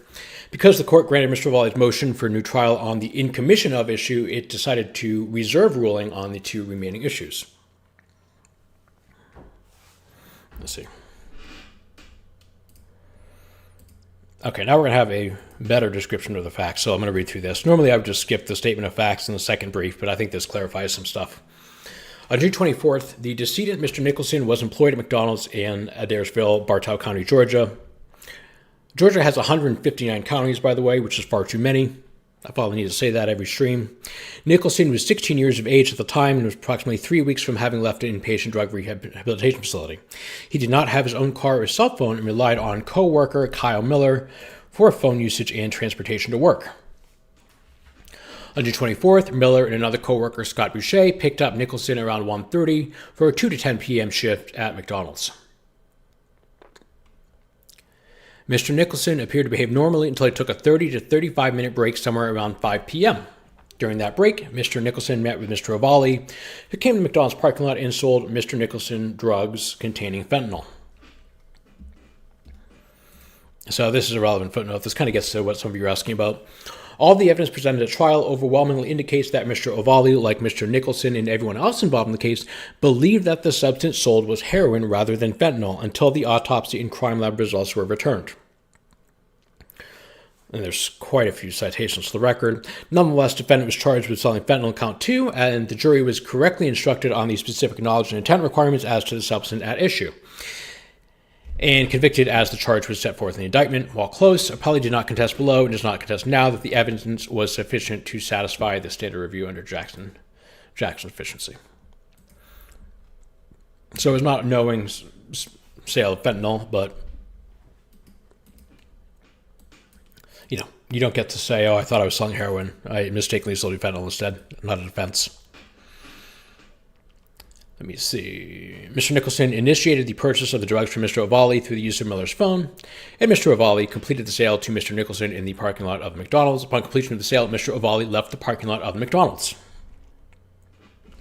Although it is unclear whether it occurred in his co-worker's car or in the bathroom of McDonald's, at some point within approximately 30 minutes after Mr. Ovalle left McDonald's, Mr. Nicholson voluntarily ingested the drugs in question.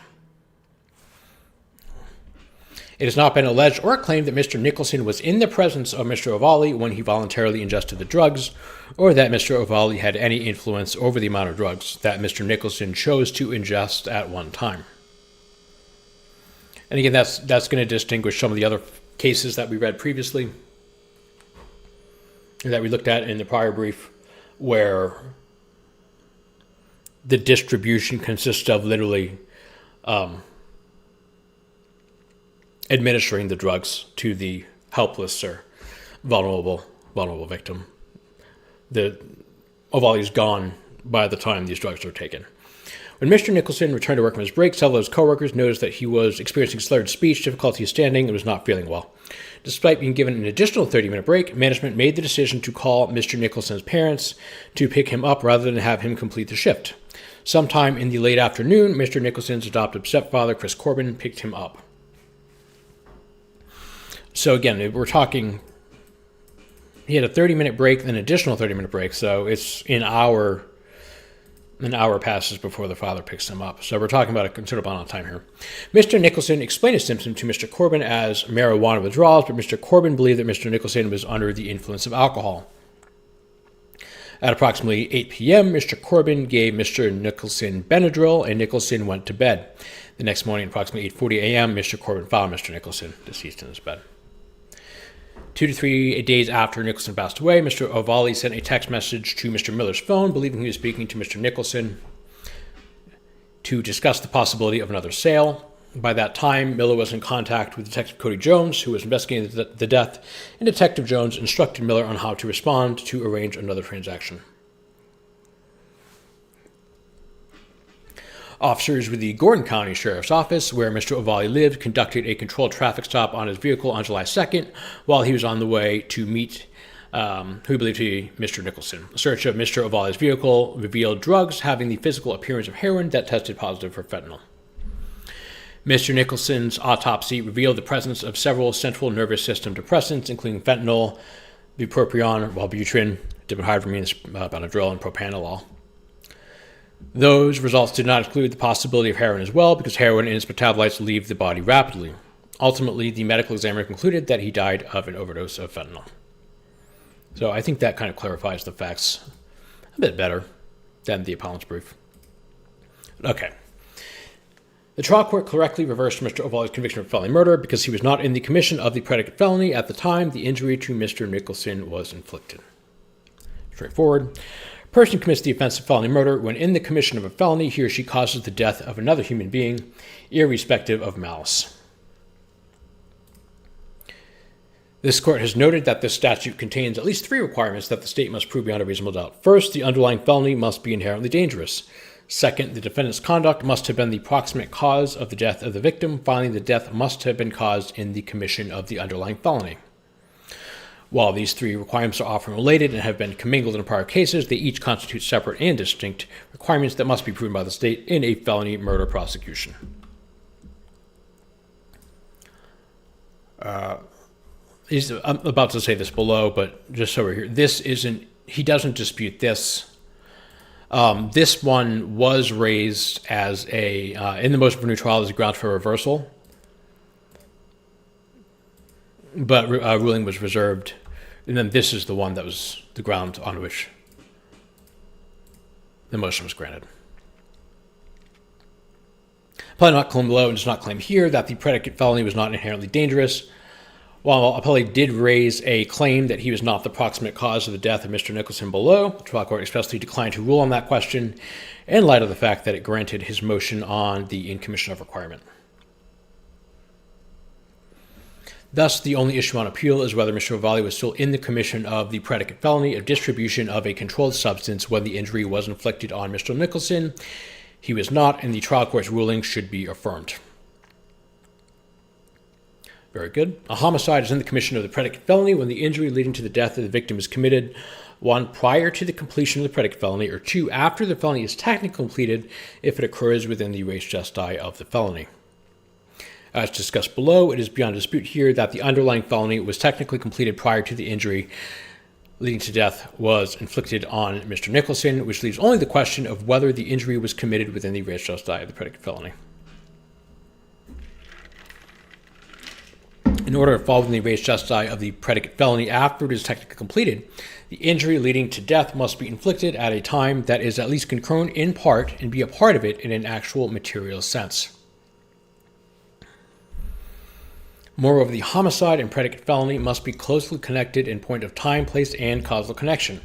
The use of "and" indicates that these requirements are conjunctive, meaning you have to satisfy all of them, and therefore the state must, I probably could have just read that, the state must establish all of these elements in order to establish that the injury inflicted that led to death was within the res gestae of the underlying felony in cases where the underlying felony was technically completed. That is, the state must establish all of the following. The injury leading to death was concurrent in part with the underlying felony. As part of the felony in an actual material sense, that the injury and predicate felony was closely connected in point of time, place, and causal connection.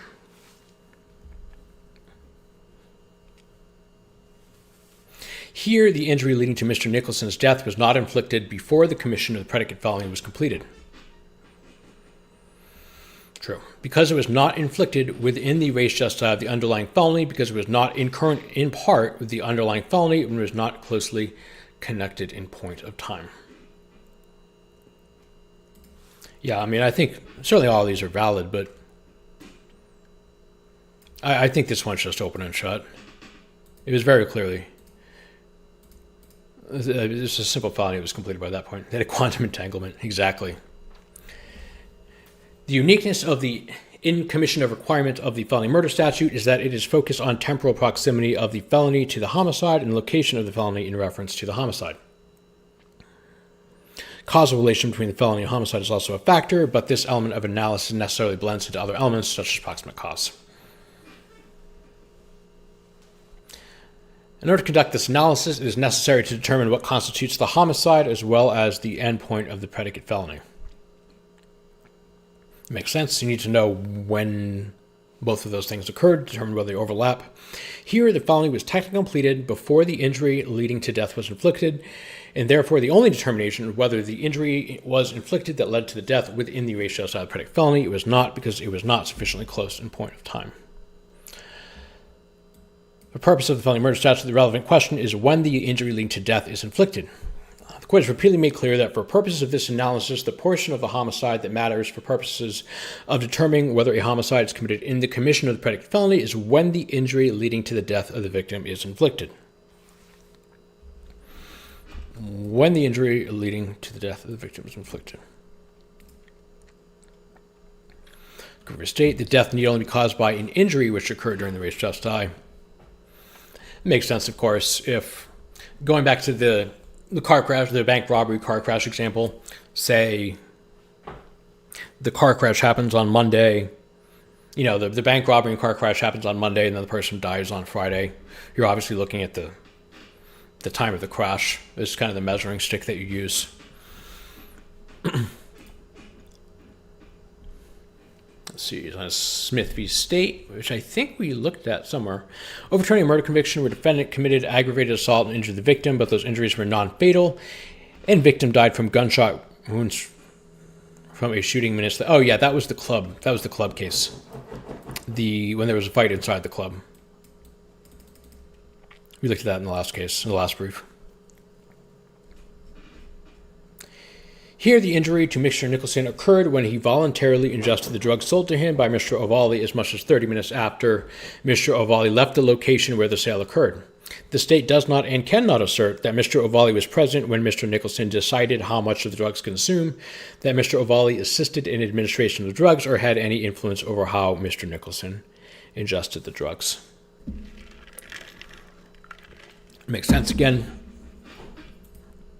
I think that this is kind of he's going to be getting into this, but this gets towards Shua and Eubanks. Eubanks? No. The cases where the drugs are being administered by the dealer. The drug sale was complete when Mr. Ovalle delivered the drugs to Mr. Nicholson. If the injury that causes the death of the victim occurs before the predicate felony is complete, the homicide is obviously in the commission of the predicate felony, and there is no need to consider whether it falls within the res justi. This resolves the vast majority of the felony murder cases that come before this court. It does not resolve this case, however. Mr. Ovalle's distribution of drugs was completed before the injury leading to the death of Mr. Nicholson was inflicted. The first category of cases that satisfy the in commission of requirement are cases where the injury leading to the death before the elements of the predicate felony itself are completed. That is, the defendant is still in the process of committing the predicate felony when the injury leading to the death is inflicted on the victim. In these cases, considering the res justi of the offense is unnecessary. This is not one of those cases. That'd be a case where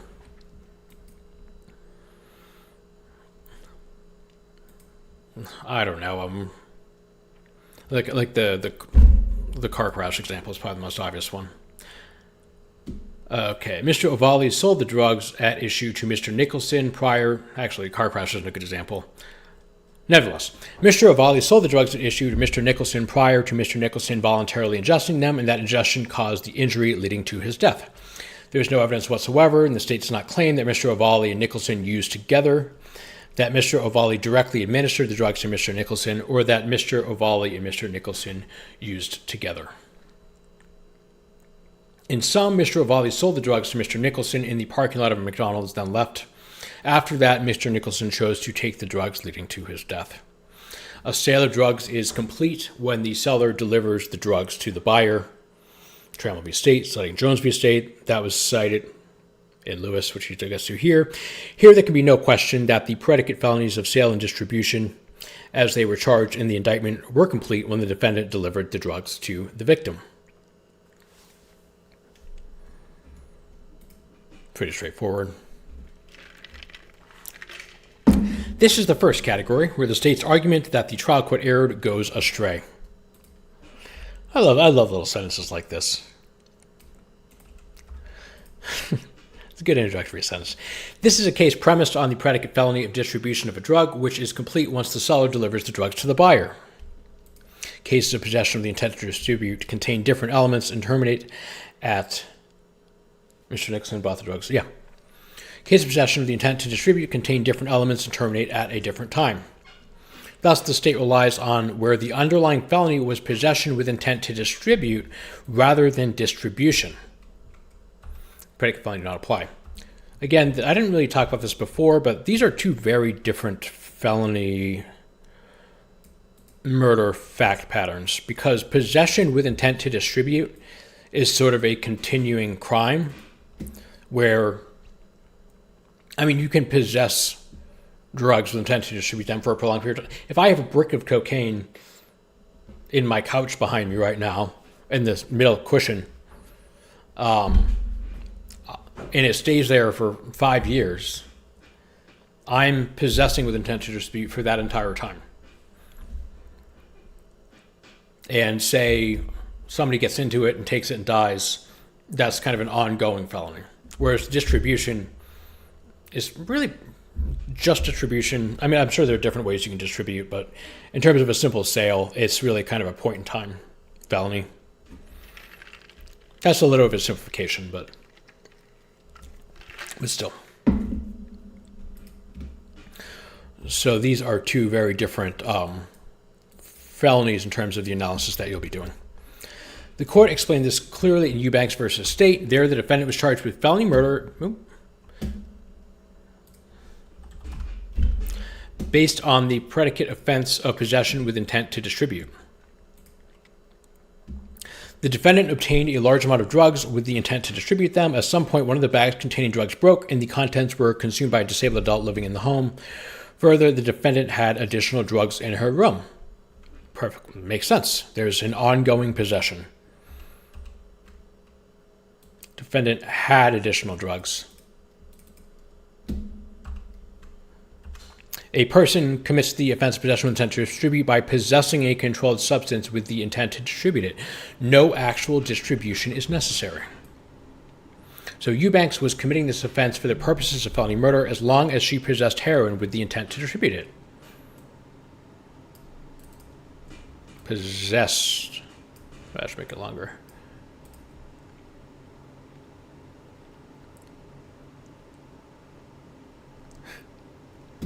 The evidence authorized the jury, who was instructed about constructive possession, included that she possessed heroin the entire time she kept some in her room and inside a black bag. The jury was authorized to conclude that Eubanks caused the victim's death in commission of possession with intent to distribute. Again, that makes sense because the defendant is possessing with intent to distribute the entire time. That's crazy. This distinction between possession and or possession with intent and distribution distinguishes other cases the state relies on as well. Williams versus State and Stevens v. State are cases involving co-defendants who stored their drug supply in a couch that was accessible to their 1-year-old child. I forgot that the couch fact pattern was an actual fact pattern. I think that snuck into my subconscious. Who ingested the drugs and died. Their felony murder convictions were predicated on the felony of possession with intent to distribute, not distribution itself. So again, that makes perfect sense. Somebody who shouldn't be getting into your drugs while you possess them is kind of a foreseeable and natural consequence of possessing drugs. And you're possessing them the entire time. So that's not even really a race justice analysis. Again, the defendants were committing this offense for the purpose of felony murder as long as they possessed the drugs with intent to distribute them. Similarly, the state relies on Hood versus State, where the defendant was a party to the crime of felony murder based on the underlying offense of possession with intent to distribute. I think that was the one.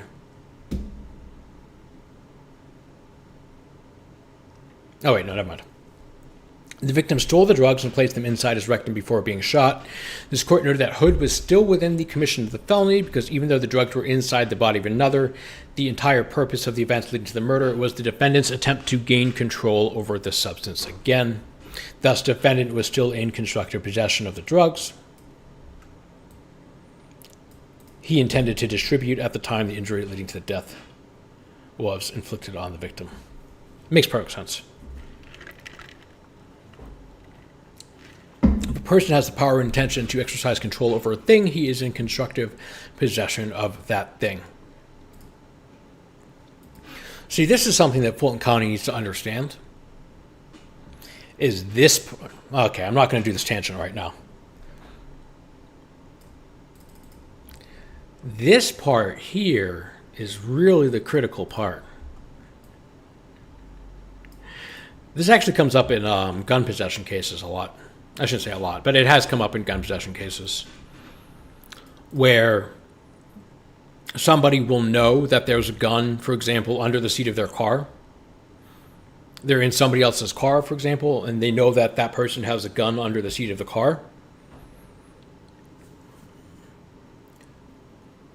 If you have a gun under the seat of your car, certainly you can have the power to exercise control over that gun. But if you need a ride and you have no alternative, and you just get in the car, and you're not actually intending to exercise control over the thing, you don't have constructive possession over the gun. There have actually been a couple of probation revocations that have been overturned on that ground, because usually in probation there's a no gun possession rule or condition. So yeah, that's actually been a pretty common fact pattern. Is that actually one of them? I might be wrong about that. That would be really funny if that's this case.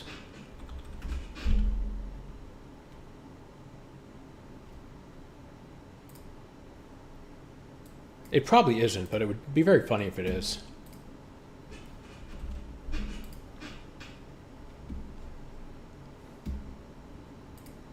Hill sounds familiar. Oh, Westlaw's down.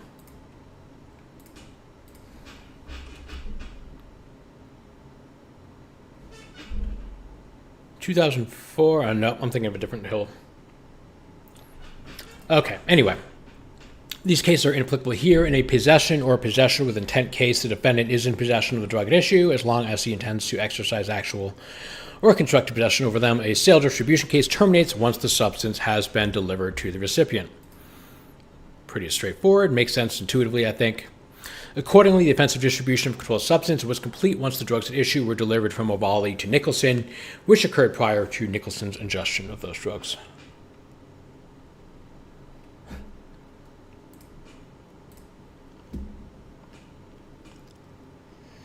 The injury leading to the death of Mr. Nicholson was not inflicted within the res gestae.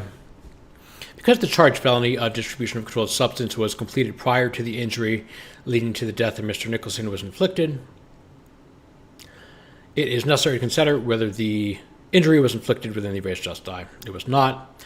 In order to establish that a homicide occurred within the res gestae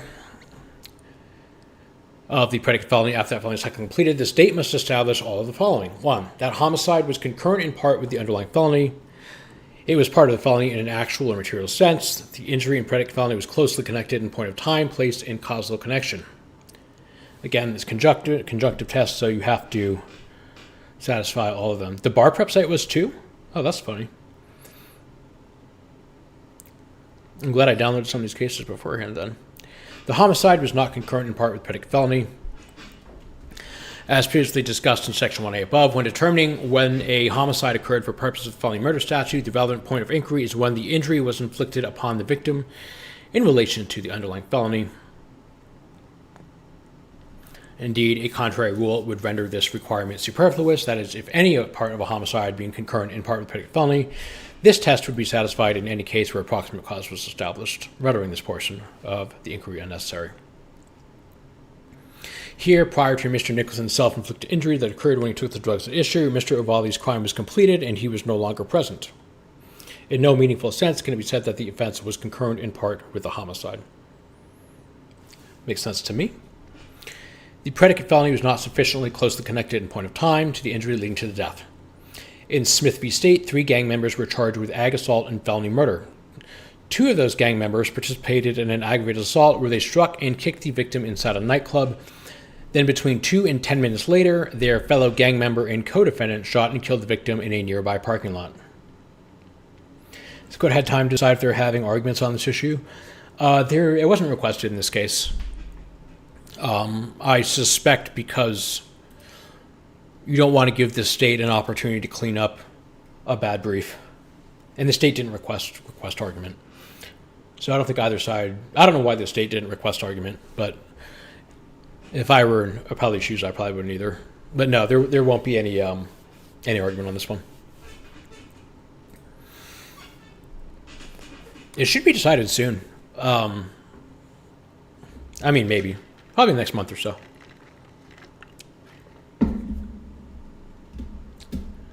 What was I saying?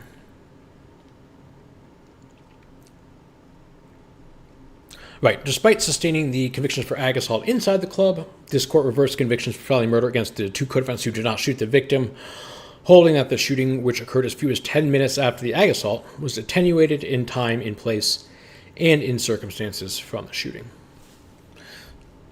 So this sufficiently closely connected in point of time can be relatively little time.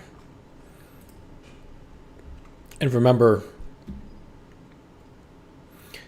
2 and 10 minutes is too far away, and the drugs consumed in this case could be up to 30 minutes away, or 30 minutes after.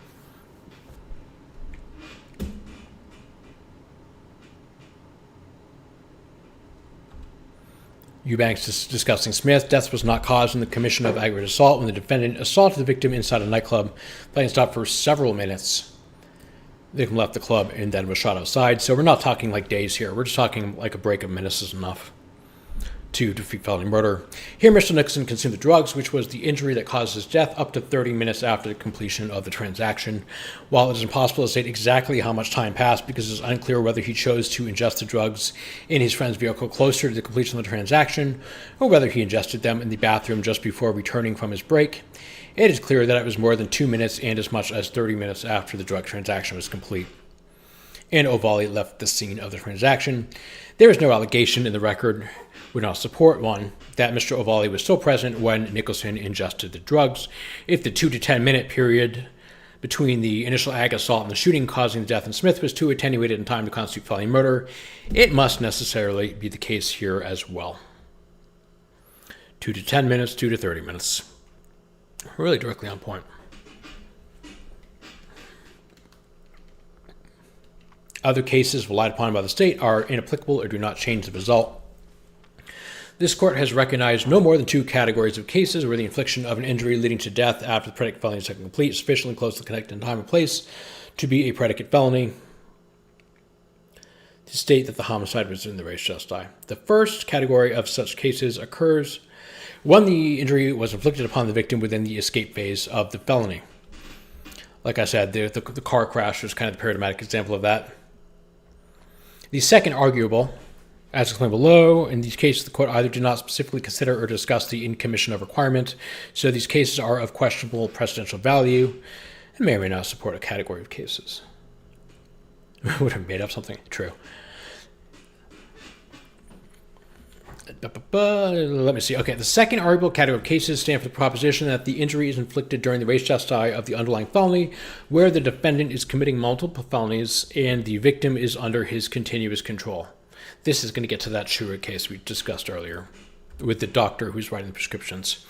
In the context of overdose cases, this means that the defendant either prescribed or administered the recurring doses of the substance that leads to the death of the victim. This case fits in neither category. These are the only types of cases where this court has found a homicide to be within the res justi of, and thus in the commission of, the underlying felony, where the underlying felony has already been technically completed. The first category case where the injury resulting in the death of the victim is inflicted after the predicate felony is technically completed, but while the defendant is in the escape phase of the felony. These cases occur where a defendant has technically completed the predicate felony, but is attempting to escape from law enforcement at the time he inflicts a fatal injury. For a case to fall in the res justi of the predicate felony in such a case, there must be a continuous pursuit of the defendant by law enforcement that was immediately organized. I think that's probably the second one. Westmoreland versus State, Dominant versus State. These escape phase cases are obviously inapplicable here. Law enforcement don't even know that a drug transaction took place until the morning after the transaction, and Ovalle was not arrested until days after. So there's obviously no immediate pursuit. Simply, there was no immediately organized continuous pursuit of Ovalle. As a result, the escape phase cases relied upon the state can be and should be safely discarded. I like that one as well. Safely discarded. The second arguably recognized category of cases that fall within the res justi of a completed predicate felony are cases where a victim is under the continuous control of a defendant after the completion of the predicate felony that forms the basis of the felony murder. These cases involve Lee, Hume, Chua. We definitely looked at these two. This is the one where the defendant was administering the drugs. This is the doctor case. I don't remember Lee. While it's discussed below, each case has limitations that affect the precedential value of their holdings. These holdings are harmonized by appellee here. In the event that this court does not find them of precedential value, or does find them precedential value because they do not support the state's arguments under the facts of this case. First, in Lee versus State, the defendant who is on a crime spree that included stealing cars. Oh, we did look at this case. It involved stealing cars and guns, shot and kidnapped his father's girlfriend in one county, drove across the county line and stole her jewelry and shot her again, resulting in her death. The defendant was tried in the county where the fatal shot was inflicted, and trial court directed a verdict on the offense of kidnapping with bodily injury because venue was only proper in the county where the victim was kidnapped. That's kind of wild. Hey, Arctic Cat. Trial court did not direct a verdict on the felony murder count that was predicated on the kidnapping with bodily injury. However, a defendant was convicted. This court affirmed on appeal. Specifically, the court reasoned that because the victim was under the continuous control of the defendant from the time she was kidnapped until she was killed, the homicide was within the res gestae of the kidnapping, even though the kidnapping had technically been completed. Again, that makes sense. It's a continuous kidnapping. Licensed medical care providers, guy who traded goat for gas. Yes. It is worth noting that in Lee, the defendant was convicted of malice murder as well as felony murder, and accordingly, by the court's own statement, any issue of felony murder was moot. As a result, the analysis regarding felony murder was dicta, not binding on the current court, but is nonetheless persuasive. That was Lee, right? The one we just read? Yeah, okay. It's worth noting that in Lee, I read that here, Appellee has no real issue with the court adopting the ruling in Lee. That is, it seems eminently sensible that an individual who's on a crime spree and committing multiple felonies should not be able to escape a murder conviction for killing a person under his continuous control because he happened to cross the county line between the time he shot and kidnapped a victim and when he shot her again, inflicting a fatal wound. This actually kind of reminds me of Wolfenbarger 2. It's kind of a similar venue issue there. Although that one didn't come to the front because Wolfenbarger, there was no evidence of his guilt, so we didn't get to the venue part. Obviously, the continuous control in Lee does not dictate result finding that the trial court erred in this case. In no sense was Nicholson under the continuous control of Ovalle. Nicholson and Ovalle engaged in a voluntary drug transaction, after which Ovalle left the location and Mr. Nicholson ingested the drugs. He was simply not under the control of Ovalle, continuous or otherwise, at the time this occurred. The continuous control factor also serves to explain two cases where convictions for felony murder predicated on the offense of drug distribution were affirmed by this court. Schuer, that's the doctor one. Schulm, that's the administration one. Before turning to the facts of those cases, however, it is imperative to note that whether the defendant in those cases were still in the commission of the predicate offense of drug distribution was not raised or briefed by the parties, and thus the opinions of this court did not address that question whatsoever. Important. In whom the appellant raised the issue of whether the felony was inherently dangerous and whether the defendant directly caused the death. So that's definitely lessens the precedential value. In Schuer, the only issues related to the felony murder statute that were raised were inherent dangerousness and proximate cause. Here, neither of these issues are before the court. Appellee did not raise below and does not now raise the issue of whether the sale of fentanyl is dangerous to human life. While he did raise the issue of proximate cause, the trial court reserved ruling on that error. That's the only issue for the court. It was not raised, briefed, or discussed in either of those cases. This court orderly does not decide issues not raised or briefed by the parties in making decisions. However, in murder cases, this court does conduct a review of evidence sufficiency pursuant to Jackson. I think they actually stopped doing this a few years ago. Universal State 2020. Since the in commission of requirement is an element of felony murder, the court at least arguably considered it, even though it was not raised and discussed in those cases, because the appellee is unclear as to how much precedential value those cases hold on an issue that's not discussed. We addressed the distinguishing factors of those cases to the facts of this case, because results in those cases do not establish an error. Yeah, that's smart. He could have just left it at that and said there's nothing here, but he says there's nothing here, and then continues to distinguish the cases, which is thorough and smart. The results in Schuer and Hulme can be harmonized and explained under the continuous control test of Lee. That is, in a case of a drug distribution that leads to an overdose death, the homicide is within the res gestae of the distribution offense, where the defendant exercises continuous control over the victim and the amount of drugs they take. In Schuer, the defendant was a licensed physician who was involved in an appropriate relationship with the patient. The victim in that case died of a self-imposed overdose of morphine, oxycodone, and methadone. Dr. Schuer, as a physician, prescribed all of those drugs, as well as at least 3 other pain medications to the victim. Schuer not only treated the victim, he moved the victim into his home, allowed him to work at his medical practice, and they were engaged in an inappropriate relationship. As his physician, Dr. Schuer had the victim admitted to the hospital on at least 2 occasions and personally showed up to a pharmacy for the victim when an issue regarding a prescription he wrote arose. In short, Dr. Schuer had continuous control over his victim and the dosage of drugs that he consumed. I think that's especially true since he was writing prescriptions, which are necessarily sort of a prolonged distribution of drugs as opposed to a simple drug sale where it's a one and done.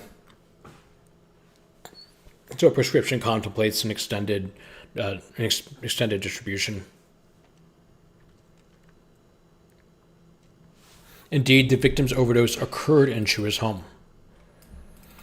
So that makes sense to me. Similarly, in Hume, overwhelming evidence established that the defendant controlled the daily dosages of methadone that the victim who died of methadone overdose took on a daily basis for at least a month leading up to the overdose, and that the defendant gave the victim a dosage on the day of her death that could have been lethal.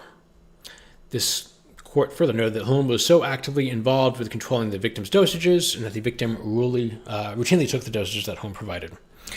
To the extent that these cases are of precedential value in determining whether the defendant is within the res justi, they harmonize with Lee because in both of those cases, the victim was within the control of the defendant in terms of the amount and dosage of drugs they consumed. Nothing of the sort is present here. Dr. Schuer and Ms. Hume controlled the daily dosage of the drugs that killed their victims. Mr. Ovalle simply sold drugs to Nicholson, who was free to purchase them or not and consume them or not. He was in no sense under control of Mr. Ovalle. Notably, this distinction regarding control harmonizes cases from other states, also interpreting whether the defendant was in the commission of a predicate felony. So you Woodard, that was the ecstasy case we looked at earlier, the 2.5-hour delay case. Overdose was not in the prosecution of the distribution felony where the defendant made a drug sale and the victim overdosed later that day.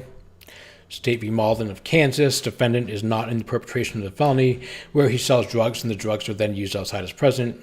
An Arizona case. Finally, it should be noted that after this case, perhaps in response to Justice Bethel's concurrence in Lewis, Georgia joined a host of other states in passing a specific drug-induced homicide statute, Austin's Law created the new offense of aggravated involuntary manslaughter, which makes it an offense to cause the fentanyl to overdose death of a human being by intentionally manufacturing or selling any substance that contains fentanyl after representing that such substance was any controlled substance. Notably, the statute removes the requirement that the defendant be in the commission of the sale when the injury is inflicted in favor of a straightforward causation standard. Said crime is punishable by 10 to 30 years in prison or a life sentence, giving trial courts more sentencing discretion than felony murder. While, of course, the enactment of the statute may not provide much, if any, guidance in terms of interpreting the pre-existing felony murder statute, it's worth noting because the only material difference between this new law and felony murder is, in this context, is the in commission requirement. I meant that wrong. I'm starting to lose my voice. An interpretation of the in commission of requirement that has not heretofore been adopted by this court, that is so vague that it captures the facts of this case, risks undermining the considered legislative efforts to combat fentanyl overdose deaths going forward because there would be very few instances where the prosecutors could charge aggravated involuntary manslaughter, where they cannot charge felony murder. The exception would swallow the whole. Mr. Ovalle sold fentanyl to Mr. Nicholson and was convicted of sale of a controlled substance, which is punishable by up to 30 years in prison. I believe that he hasn't been sentenced on this because it was it's a lesser included, so it would have merged into the felony murder. So I think he still faces sentencing on the sale of a controlled substance if this is remanded. After the sale, Mr. Nicholson voluntarily ingested the substance that he voluntarily purchased, which led to his death. The voluntary ingestion of the substance by Mr. Nicholson was the injury that led to his death because it did not occur in the commission of the distribution. The trial court correctly granted Mr. Ovalle's motion for new trial. This court should affirm. So yeah, interesting case. Again, I've kind of been interested in this topic ever since this case came up when I was researching Wolfenbarger, this Lewis case. There's also, let me see here.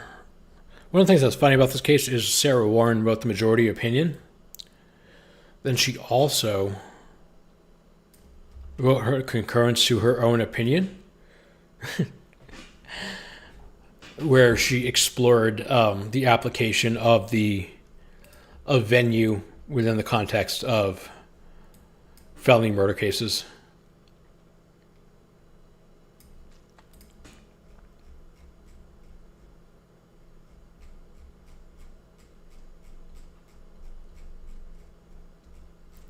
It's quite a lengthy concurrence.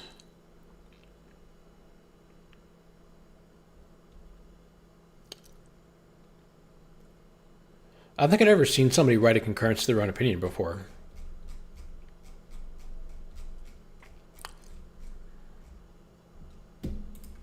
But Vernita Colvin joined her in that concurrence. And then I was really interested in Bethel's concurrence in this case. But yeah, I posted this on Twitter if anyone wants to take a look at it. So yeah, that's the case. I think it'll be, hold on, let me make sure it hasn't.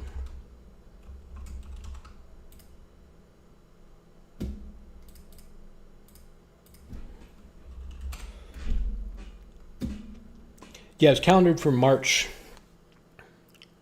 26th. No argument. No updates on it yet. But I wouldn't be surprised if it gets decided in the next couple of weeks, month, something like that.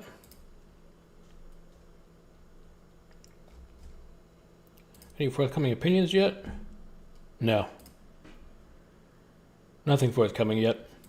But yeah, I'll be interested to see how this turns out. I think the applicant certainly has the stronger argument. So yeah, great brief from Stewart. Less great brief from who was it? Earl Newton and Austin Waldo. But yeah, we'll see. There is one other thing I wanted to show really quickly.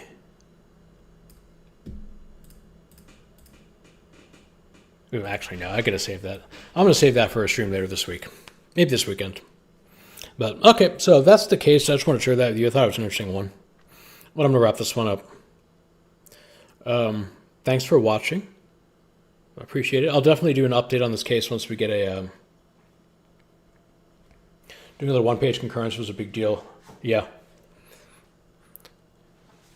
Yeah, I don't like the concurrences that are just...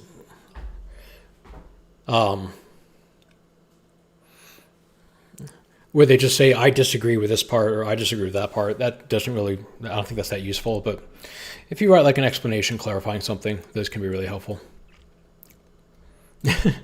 Yeah, I've really been streaming lately. I think I streamed once. Yeah, I did the oral arguments. But before that was last week. Before that, it'd been like, I think it'd been over a month since my last stream. Yeah. Yeah, there was a LaGrua one in a case I was looking at this week where she just says, I disagree with this part. And that's it. Or she said part of this part, actually. She didn't actually dissent from the entire section. So she just kind of generally objected to some undefined portion of one subsection. But okay, everybody. Thanks for watching. I'll stream again soon. Probably not this week. Maybe this weekend. Maybe next week. I got an interesting. I might do Andrew Fleischman's. What was it? His transcript from his case with the judge. I can't even remember the name of the case. The other one I want to look at is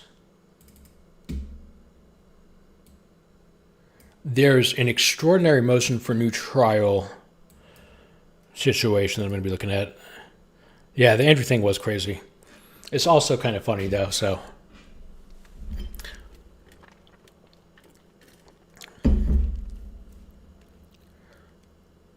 I think I'm going to have to take a look at that one.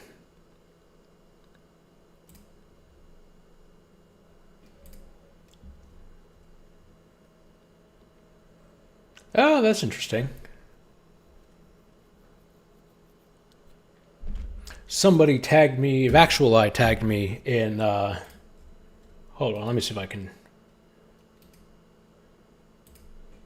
I'll just share this with you guys. I'm almost positive that this guy was already, actually, let me convert it to a PDF so I can,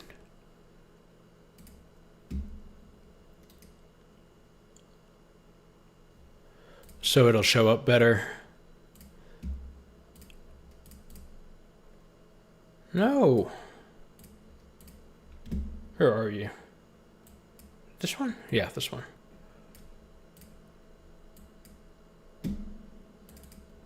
Here we go.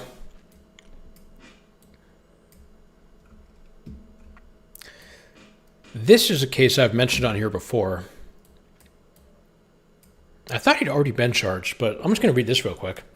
Chris Carr indicts former prison warden in contraband smuggling operation.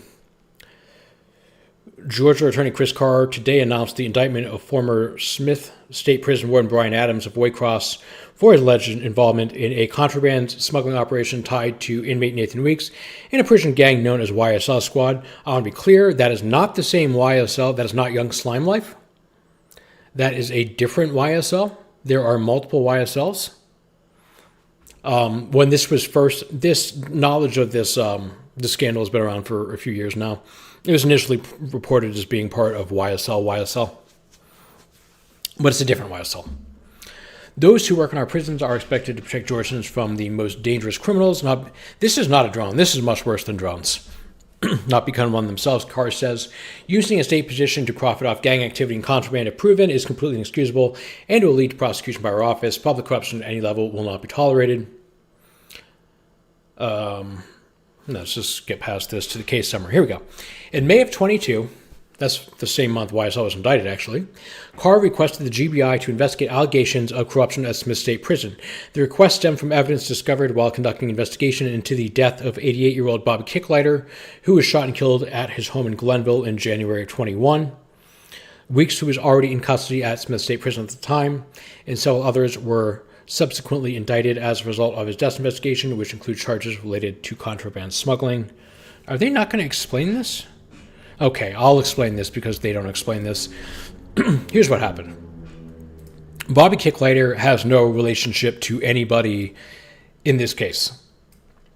He was not the target of the killing. What happened was people associated with Brian Adams, and the head of the YSL Squad at Smith State Prison were putting a hit out on a guard. The guard was, I believe, the neighbor, either next door or across the street, of Bobby Kicklighter, and the people who did the hit killed the wrong person. So that's how this came out.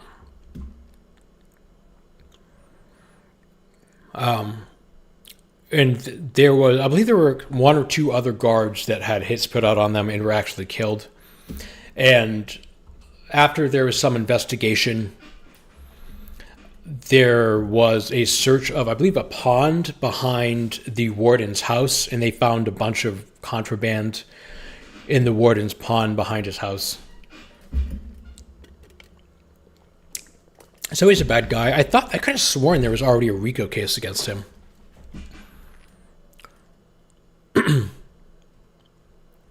They had a sheriff's deputy dating an inmate and doing RICO for him. Yeah.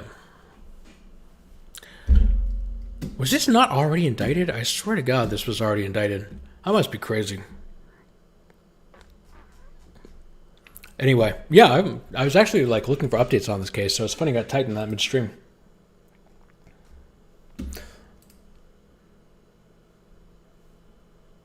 But yeah, anyway, I'm going to wrap up there. I'm going to look a little more into the situation. But thanks for watching. I'm going to get out of here.